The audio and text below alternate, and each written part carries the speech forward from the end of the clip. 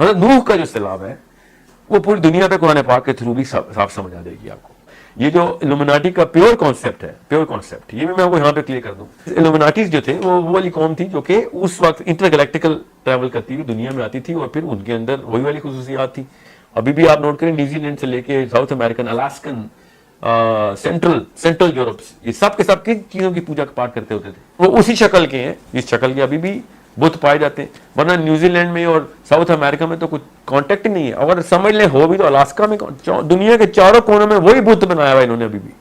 یہ کہاں سے ہے ان کے پاس یہ والے بت اسی شکل کے جس کا سر پرندے کا ہوتا ہے، دھڑ جانور کا ہوتا ہے، پیر انسانوں کے ہوتے ہیں. یہ سوچیں صحیح نا، where do they come from. آپ کے ایک لیکچر میں آپ نے یہ کہا تھا کہ حضرت نوح کا جو سیلاب ہے وہ پوری دنیا میں آیا تھا، اور غامدی صاحب نے اس کو بڑا خوبصورتی سے ڈیٹیل میں بتایا کہ وہ تو ایک چھوٹے سے خطے پر آیا تھا، اور نبیوں کے عذاب بھی جو آتے ہیں وہ ان کی قوموں پہ آتے ہیں، وہ پوری دنیا پہ نہیں آتے. بالکل، نبیوں کے عذاب اصل میں تو ان کی قوموں پر ہی آئے. یہی فرق ہے حضرت نوح میں اور باقی کے انبیاء میں کہ حضرت نوح کے وقت جو معاملہ چل رہا تھا نا، اور جو غامدی صاحب نے کہا ہے کہ حضرت نوح کا سیلاب ان کے خطے میں آیا تھا، مطلب آپ شور ہیں اس بات پہ؟ جی جی بالکل، انہوں نے اس چیز کو ایکسپلین کیا ہوا کہ تو وہ ایک خطے پر آیا. یہ مجھے بات سمجھ نہیں آتی. پھر وہ بائبل میں حضرت نوح کے بچوں میں سے یاجوج ماجوج نکال لیتے ہیں، تو بائبل میں ہی لکھا ہوا ہے ڈیسولیشن کا، پوری دنیا میں فلڈ کا.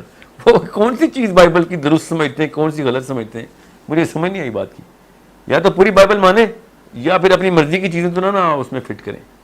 مطلب بائبل میں یہ لکھا ہوا ہے، پورے چیپٹر ہیں، ڈیسولیشن کے چیپٹرز ہیں. دنیا کے اوپر فلڈ کا کانسیپٹ قرآن میں نہیں ہے، بائبل میں اصل میں.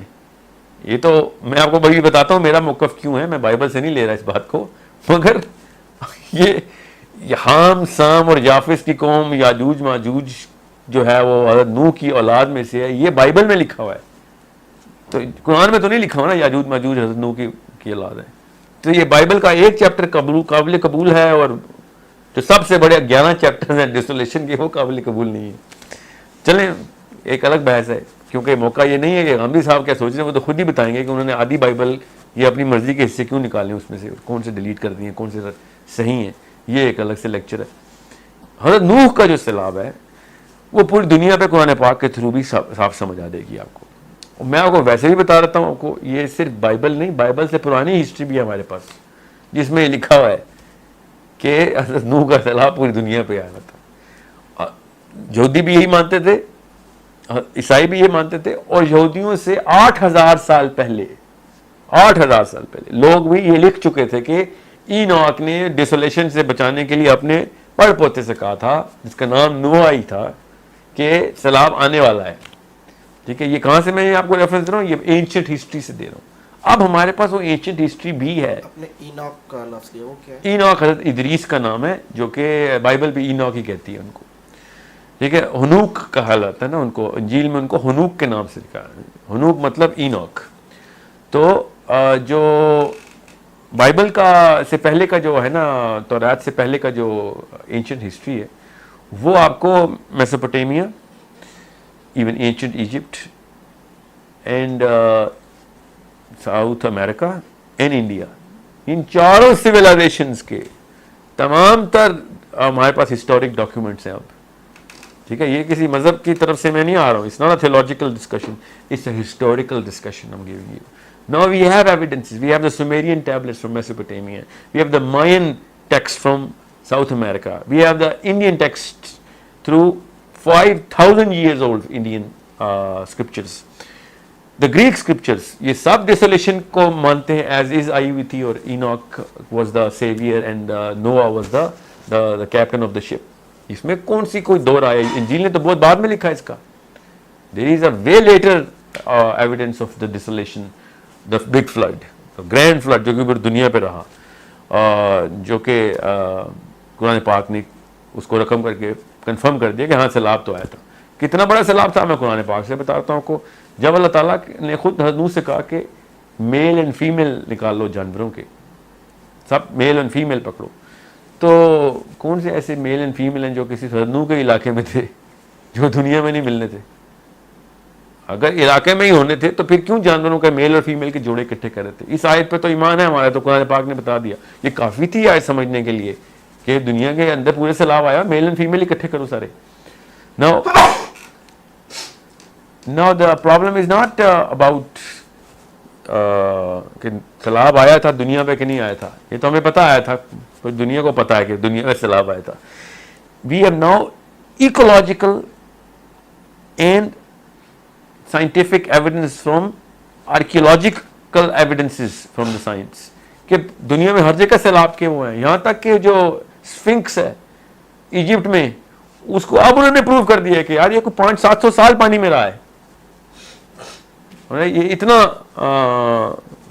زیادہ وہ ہے، سوری 500-700 سال نہیں رہا، یہ پانی سے ایروڈ ہوا ہے.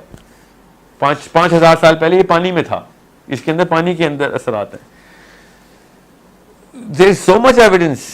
قرآن پاک نے تو آپ کو ظاہر ہے نوح کے سیلاب کے اتنی تفصیلات نہیں بتائی ہوئی کیونکہ ہماری شریعت سے اتنا تعلق تھا نہیں احکامی، اور ویسے بھی یہ بات قرآن پاک کو پتا تھا. اللہ تعالیٰ نے وہ تمام باتیں اسیوم کروائیں انجیل میں کہ جو بالکل صحیح اسیوم کرتے رہے. اللہ تعالیٰ نے اس کی ایکسٹینشن قرآن پاک میں ڈال کے کہیں پہ بھی ریفرنس نہیں دیا، کیونکہ یہ تو پہلے سے ہی پڑا تھا انسانوں کو کہ پوری دنیا پہ نوح کا سیلاب آیا ہوا ہے.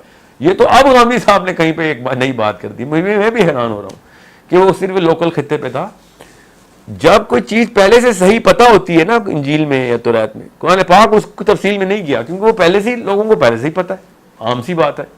یہ قرآن پاک کا ہسٹوریکل نہج رہا ہے کہ جو چیزیں پہلے سے چلی آ رہی ہیں ہسٹری میں ہیں، اس کا شریعت سے تعلق نہیں ہے، اس کی تفصیل نہیں بتائی، but you already know this. So it is again a lack of exposure to archaeological, scientific realms and even historic realms. میں حیران ہوں کہ انہوں نے ابھی تک سومیرین اینڈ میسوپوٹیمین سویلائزیشن نہیں پڑھی جس میں کہ حضرت ادریس اور نوح کی اتنی تفصیل مل گئی ہے نام لے کے کہ میں اس تفصیل میں جاؤں تو کوئی نیا ہی ٹاپک شروع ہو جائے گا کہ وہ سیٹرن پہ کیا کر رہے تھے. حضرت ادریس کی بات کر رہا ہوں، انٹر گلیکٹیکل مشن کیسے وہ کرتے ہوتے تھے، یہ سومیرینز نے بتایا ہمیں. قرآن پاک نے تو یہ بتایا نا کہ ہم اوپر چوتھے آسمان پہ آ گئے. وہ ٹھیک ہے، چوتھے آسمان پہ چلے گئے حضرت ادریس. ورفعنا مکانا علیہ کہ یہ اوپر کے مقام پہ ہم نے اس کو اٹھا لیا. یہ تو چوتھے آسمان کی تو حدیث بھی ہے ہمارے پاس کہ چوتھے آسمان پہ ادریس علیہ السلام سے ملقات ہوئی معراج پہ اللہ کے نبی صلی اللہ علیہ وسلم کی، جو کہ کنفرم کرتی ہے کہ ادریس وہیں پہ اوپر ہی تھے واقعی. he died on the in the fourth heaven. اس کے نیچے جو کچھ بھی ان کے سفر اور ان کے وہ رہے ہیں ٹریولز، وہ تو اینشنٹ ہسٹری کے تھرو میں پہ چلتے ہیں، اور the kind of books he wrote. اور وہ بھی ہمیں اللہ تعالیٰ نے بتایا کہ بھائی اس کو ہم نے قلم سے، پہلا انسان اس کو قلم سے لکھنا سکھایا. And he wrote libraries and he wanted more age. یہ بھی اسلامک روایات ہیں کہ وہ عمر کے تقاضے کے لے گئے تھے کہ مجھے اور وقت دے کہ میں زیادہ کچھ لکھ سکوں. بٹ ان کا وقت پورا ہو چکا تھا. اسرائیل نے چوتھے آسمان کے اوپر ہی حضرت اسرائیل علیہ السلام نے کہا کہ میں تو حیران ہوں آپ کی یہاں ملاقات ہو رہی ہے، مجھے اللہ نے کہا تھا آپ کو چوتھے آسمان پہ موت دینی. تو میں اس وقت آتے ہوئے سوچ رہا تھا کہ چوتھے آسمان پہ کیسے میں آپ کی روح قبض کروں گا، مطلب اوپر کیسے لے کے آؤں گا آپ کو، آپ پہلے سے ہی اوپر آ گئے ہوئے. ٹھیک ہے، یہ معاملہ جو ہے نا یہ تبھی پتہ چلے گا جب آپ کو ان تمام چیزوں کو ان ٹوٹیلٹی دیکھیں گے، اسپیشلی میسوپوٹیمین ٹیکسٹ اسکرپچرس کو، گریک اسکرپچرس کو، مائن اسکرپچرس کو، ایون انڈینس کو. And I really urge everyone to at least study the ancient history way more than their recent history. ہماری recent history تو black and white paint brush سے اپنی politician نے مرضی سے کر دی ہوئی ہے. اسلامک ہسٹری بھی پینٹ کر دی ہوئی ہے. اس لیے شکر الحمدللہ اللہ نے آپ علماء کرام کو اللہ تعالیٰ درجات بلند کرے. حدیث سیو کرتے رہے ہیں وہ تو ہمارے پاس یہ سارا کا سارا وثوق سے کہنے کی ضرورت ہوئی ہے ہمیں، ورنہ ریسنٹ ہسٹری تو ہماری بالکل ٹینٹڈ ہے. اینشنٹ ہسٹری ٹینٹ ہو نہیں سکتی. اب جا کے نکلی آرکیالوجی میں 11,000 سال پرانی ٹیبلٹس کے اوپر اسکرپچرز لکھے ہوئے، نام لے کے لکھے ہوئے، واقعات بتائے ہوئے. So Muslims do not really study that much. That's why they fall for praise like this sort of weak philosophy, جو کہ بہت بڑا ایرر ہے. یہ مان لینا کہ انبیاء کے عذاب تو صرف انہی کی قوم کو آتے ہوتے تھے. جس بندے کی قوم پوری دنیا میں ہو تو اس کی قوم کو پوری دنیا میں عذاب آئے گا. یہ جو الومناٹی کا پیور کانسیپٹ ہے، پیور کانسیپٹ، یہ بھی میں آپ کو یہاں پہ کلیئر کر دوں کہ پوری دنیا پہ ہی کیوں سیلاب آیا. ادر دین تھیولوجی میں آپ کو ویسے بتا رہا ہوں کہ حضرت نوح کا جو ببلیکل ایتھیوپین بائبل کے اندر the book of Nephilim, the book of giants, all of that is all talking about Enoch, the book of Enoch itself, जो कि क्रिश्चियन ने उठा के बाहर फेंक दी कि यार ये तो कुछ ज़्यादा ही वो है ना लार्जर देन लाइफ कॉन्सेप्ट से लोग यकीन नहीं करेंगे। इंसानी सतह पे इंसान भी ऐसे ही सोचता है। अल्लाह ताला ने ऐसी ऐसी बातें की हैं जो कभी भी नहीं अल्लाह ने फिक्र की कि इंसान यकीन करेंगे कि नहीं करेंगे सूरह फील पे, या फिर आज समूद के ऊपर के ऊँटनी पहाड़ तोड़ के बाहर आ रही है। इंसानों के तरफ जब बात आती है ना तो इंसान फिर ये सोचता है कि यार मैं जिस पे यकीन करूँगा ना, मैं वही चीज़ें अपने अपने अपने उस अल्लाह की किताब में लिखूँ जिन्होंने लिखी है खुद। बहरहाल बुक ऑफ इनॉक इटसेल्फ जो है ना, बुक ऑफ इदरीस, वो इथियोपियंस ने अभी तक सैंक्टिफाइड बाइबल में रखी हुई है अपने। उसके अंदर पूरी हिस्ट्री है इदरीस की। आप हाम साम याफिज़ ही निकालने थे तो वो भी निकाल लेते आप, तो आपको पता चल जाता है कि पूरी दुनिया पे सैलाब क्यों आया। बहरहाल द पॉइंट इज इल्यूमिनाटीज जो थे वो वाली कौम थी जो कि उस वक्त इंटरगैलेक्टिकल ट्रैवल करती हुई दुनिया में आती थी, और फिर उनके अंदर वही वाली खुसूसियात थी। अभी भी आप नोट करें, न्यूजीलैंड से लेके south American, Alaskan, central Europe, ये सब के सब किन चीज़ों की पूजा पाठ करते होते थे। उन्होंने वही फिगर बनाई हुई थी कि जो उस मखलूक की फिगर थी। और फिर उसने दरख्तों के अंदर, जानवरों के अंदर, जब हज़रत नूह ने पूरा ऑन स्लॉट शुरू किया था ना इनके खिलाफ, पूरी तरीके से ऑन स्लॉट शुरू हो गया था, मतलब लड़ाई चल रही थी, तो ये कहीं इनके पास भागने की जगह नहीं होती थी। सो they used to save their sperm inside animals and even every living thing, plants में भी। इसीलिए तमाम एनिमल्स की बजाय एक एक साफ जानवर उठाया। बाइबल ये कहती है कि साफ जानवर उठाए और कश्ती में संभाल ली, कि आप एनिमल तक करप्ट कर दिए उन्होंने कि उनका सीड किसी तरीके से सर्वाइव हो जाए। ये इल्यूमिनाटी की बेसिस पढ़ रही है इस वक्त। ये जो जितने भी ये 2 नंबर लेक्चर में सुनता हूँ ना इल्यूमिनाटीज के, जो अराइवल्स की सीडी चल रही होती है और हर दूसरा बंदा इल्यूमिनाटी के लेक्चर दे रहा होता है, उसने एंशिएंट हिस्ट्री पढ़ी नहीं, बुक ऑफ इनॉक से ताल्लुक नहीं उसका, उसको नेफिलिम्स की बेसिस नहीं पता, द फॉलन एंजल जिसे कहते हैं, जो इल्यूमिनाटी के डैडीज हैं, जहाँ से शुरू हुआ इल्यूमिनाटी का कॉन्सेप्ट। जब तक वो पढ़ेंगे नहीं मैं इतनी तफसील में जाऊँगा नहीं। बहरहाल मैं आपको यहाँ पे जिक्र क्यों किया, उन सब को मारने के लिए पूरी दुनिया को धोना बेहद जरूरी हो गया था, वरना वो सर्वाइव कैसे करते, वो मरते कैसे? क्योंकि उन्होंने प्लांट्स के अंदर भी अपने सीड डाल दिए हुए थे, जानवरों में तो डाले ही डाले थे, हर जी जो चीज़ जिंदा जहाँ पे हीट सोर्स हो सकती है वहाँ पे अपना सीड सेव कर रहे थे।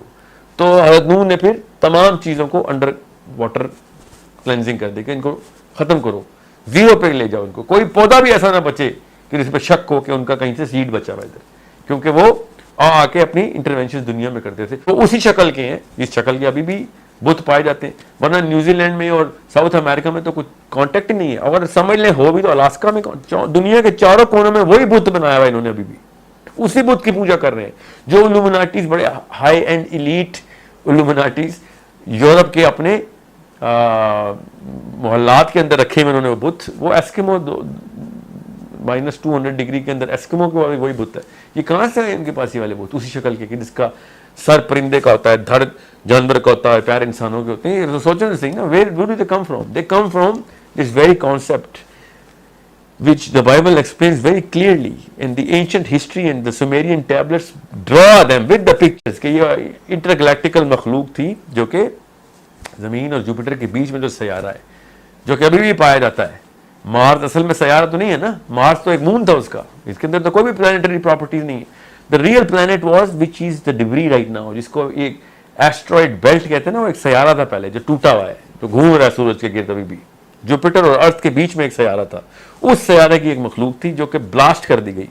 वो सयारा तोड़ के दुनिया में एंटर होने की कोशिश कर रहे थे, नूह इधर से लड़ाई कर रहे थे उनके साथ, और उनके साथ फिर जो मामलात किया नूह ने, फिर ज़ाहिर है पूरा डिप भी देना था ना, पूरा का पूरा जो निज़ाम, जो जहाँ जहाँ पे उनकी गंदगी आ सकती थी उन्होंने कहा सारी साफ करनी पड़ेगी भाई, पूरा का पूरा सैलाब आएगा ना। This is a हिकमा।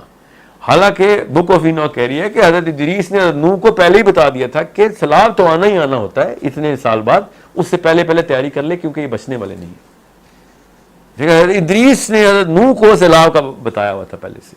हज़रत नूह पढ़ पोते हैं हज़रत इदरीस की, याद रखिएगा, ठीक है। तो it's a little bigger than what you think, और मैं एक्सपेक्ट नहीं करता कि इतनी डिटेल में लोग पढ़ाई करते होंगे एंशिएंट हिस्ट्री की, जो कि मुझे मौका इसलिए मिल रहा है because it was something which was connecting the dots of all of those books, especially हज़रत इदरीस का जो दौर है।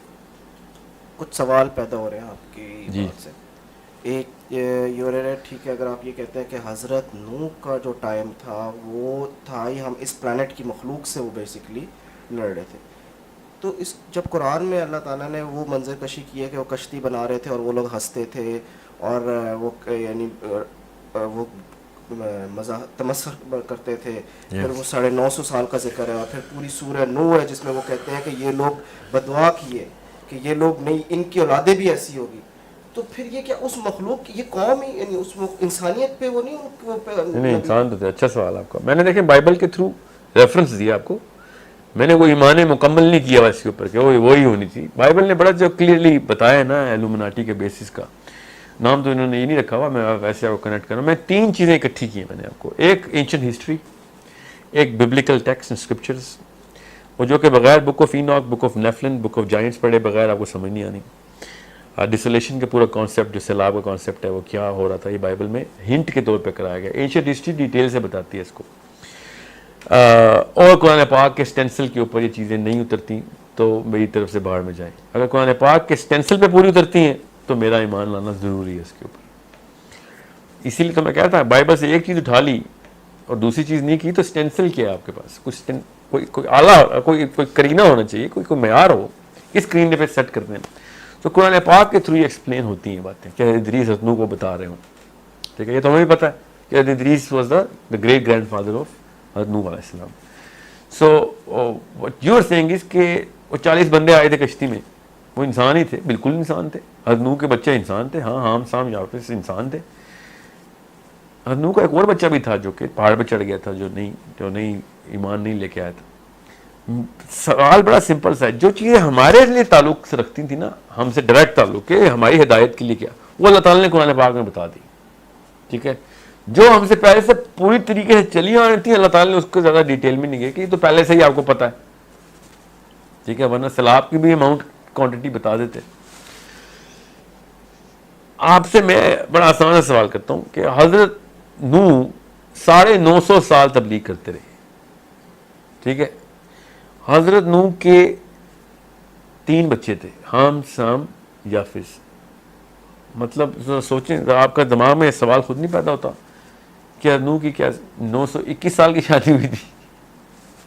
سوچیں تو صحیح نا, دیر از اے پرابلم ہے, وی بیٹر سالو ہیئر کہ اگر نوح کی اپنے ٹائم پہ شادی ہوئی تھی جو کہ پرانے دور میں بہت ہی پہلے شادی ہو رہی تھی, تو نوح کے تو کم از کم نہیں تو 34 نسلوں کے بچے ہونے چاہیے کم از کم. ٹھیک ہے, 50 نسلوں تک تو بچے ہونے چاہیے, مگر ان کے صرف 3 بچے, 4 بچے, ایک تو نہیں آیا, ایک 3 بچے کشتی میں آ گئے اور ایک بچہ نہیں آیا, بیوی بھی نہیں آئی. ٹھیک ہے, مطلب بیوی بھی ایک ہے, ان کے ساتھ 4 بچے ہیں. 950 سال تک ان کے قبیلے نے بھی شادیاں نہیں کی اس کے بعد, ان کے بھی کوئی بچے, ورنہ ان کی بھی 50 نسلیں ہونی چاہیے تھی. اس لیے یہ بات پورے کے پورے کانٹیکس میں چاروں کیٹیگریز کو اکٹھا رکھ کے سوچیں گے تو آپ کو سمجھ آئے گی کہ حضرت نوح 950 سال زمین کے اوپر تبلیغ نہیں کر رہے تھے. There was a lot of other things going on جو کہ ابھی میں نے ایک دم بول دیا نا تو دھوئیں نکل آئیں گے مسلمانوں کے دکانوں سے کہ یہ کیا عجیب سی بات کر رہے ہو. مگر یہ بات قرآن پاک سے ہی ثابت ہے کہ انٹر گلیکٹیکل مشن جو تھے ادریس اور نوح کے دور میں کوئی بڑی بات نہیں تھی. پورٹلز جو تھیں وہ کوئی بڑی بات نہیں تھی. یہ تو اللہ تعالیٰ نے خود بتا دیا ہے کہ اس دن آسمان کے میں سارے دروازے کھول دوں, آسمان دروازے ہو جائے گا. مطلب خود سوچیں نا, کھڑکیاں نہیں ہوں گی, دروازے ہوں گے, دے آر دا پورٹلس. اور کھڑکی بھی ہوتی تو چلیں, بندہ سوچتا ہے کہ کیا چیز ہے ایسی جو کہ انٹر گلیکٹیکل موومنٹ کرتی, دروازے سے کیا اس طرف کیا ہے دروازے کے, یہ سب پہلے یہاں پہ کھلتے ہوتے, عام سی بات تھی انسانوں کے لیے. ذوالقرنین کو ٹریول کرتے دیکھنا ان کے لیے کوئی بڑا اچنبھا نہیں تھا کیونکہ اس وقت چلتا تھا یہ کام. اور ادریس 4تھے آسمان تک جاتے ہیں تو یہ والا واقعہ اتنی کوئی تعجب سے کیوں نہیں لکھا جاتا, معجزے کے طور پہ کیوں نہیں لکھی گئی یہ ساری باتیں. حضرت ادریس اگر 4تھے آسمان پہ گئے تو معجزہ کیونکہ ان کے لیے کوئی بڑی بات نہیں تھی. اس وقت یہ ماحول اس طرح کا نہیں تھا. آپ خود سوچیں نا, حضرت آدم کو کیا نیچے پھینکا گیا ہے, یہ پیراشوٹ لے کے آئے تھے, کیسے آئے تھے حضرت آدم نیچے؟ انسان ہے نا, اس کو تو ہم فرشتہ نہیں مانتے نا. حضرت آدم زمین پہ کیسے پہنچے؟ There is inter dimensional way that actually does open, and اسی کے تھرو معراج ہوئی ہے. معراج پہ تو ہمارا کانسیپٹ کلیئر ہے نا. معراج پہ اوپر جب گئے ہیں تو اللہ کے نبی صلی اللہ علیہ وسلم, وہ بھی غامدی صاحب نے کہا خواب میں گئے, اصل میں نہیں گئے. ٹھیک ہے, اب آپ ایک طرف آپ اپنا فلسفہ آپ ٹلٹ کر لیتے ہیں نا تو باقی کی ساری چیزیں ڈیلیٹ کرنی پڑتی ہیں آپ کو.